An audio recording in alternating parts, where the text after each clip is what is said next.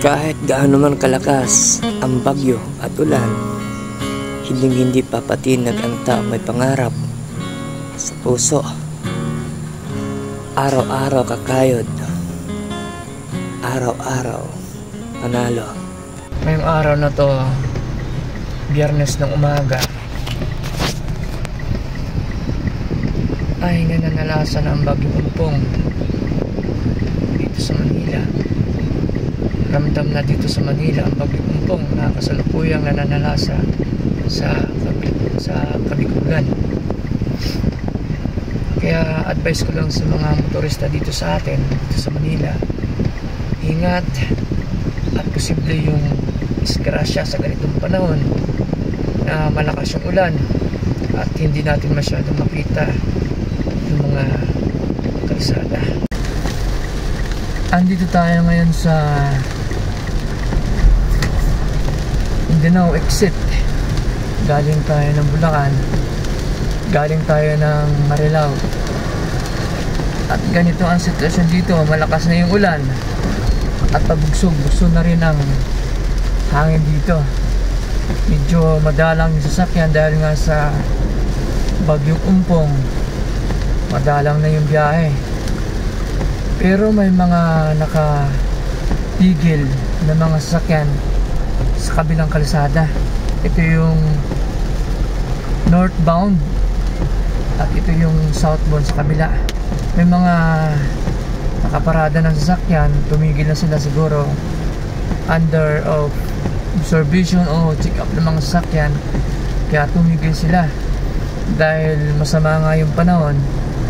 Kaya kailangan nilang mag-double check up ng kanilang mga sasakyan, baka malayo kanilang biyahe.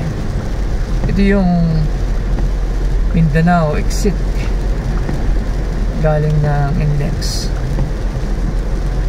Maluwag ang biyahe. Ginagawa pala yung kabilang kalsada dito. Yan o, ginagawa at hindi sila tumigil. Patuloy pa rin silang gumagawa ngayon.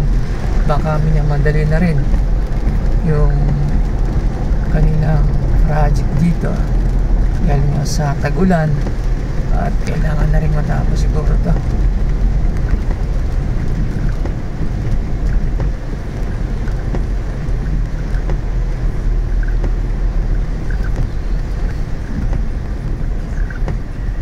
Andito na tayo sa Mindanao Avenue.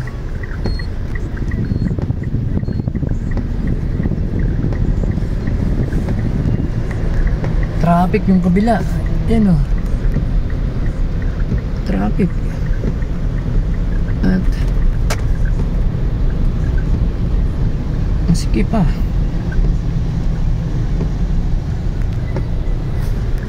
Ito yung southbound, medyo okay pa naman.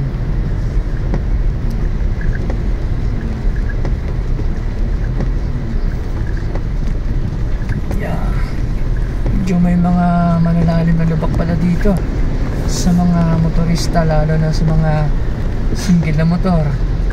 Napakadelikado ng mga lubak dito at talagang pwedeng maaksidente yung mga nakasingle dito dahil hindi nila mapapansin yung lubak dahil natatakpan na ng tubig.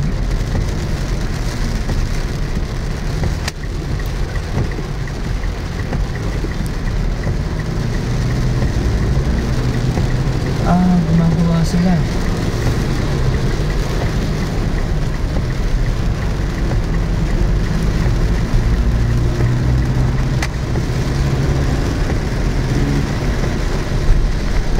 Lakas na yung ulan.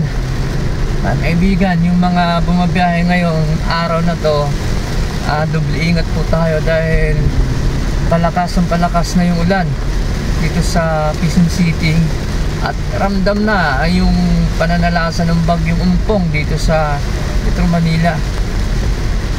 Alas 8:21 pa lang ng umaga, pero ramdam na yung pananalasa ng bagyong umpong dito sa Metro Manila, dito sa Quezon City.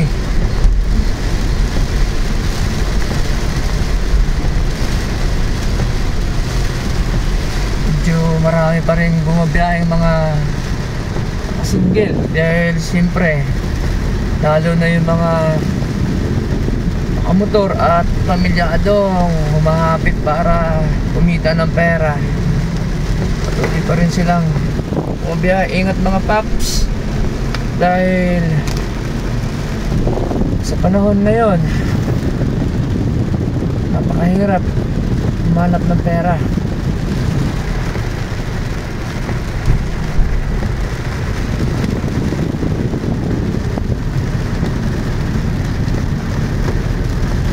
Maganda umaga ngayong araw ng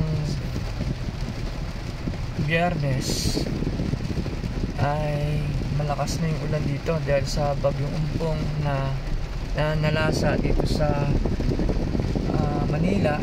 At nandoon na yung bagyong umpong sa Bicol, nalasa na, at dito ramdam na rin sa Quezon City dito sa Manila. Andito pa rin tayo sa Mindanao Ave sa Quezon City, kung saan talagang napakalakas pa rin ng ulan.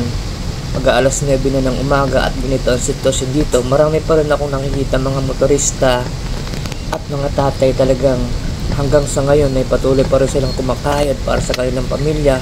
Kahit malakas na yung ulan, bumubuhos sa malakas yung ulan dahil sa bagyo, may mga kababayan pa rin tayong patuloy pa rin nagtatrabaho para mayroon tayong iuwi sa ating mga mahal sa buhay. Ito yung sitwasyon dito sa Mindanao Ave na talagang napakarami pa rin mga motorista, lalo na yung mga single na motor na talagang hindi sila paaawat dahil lang sa ulan na ito o bagyo.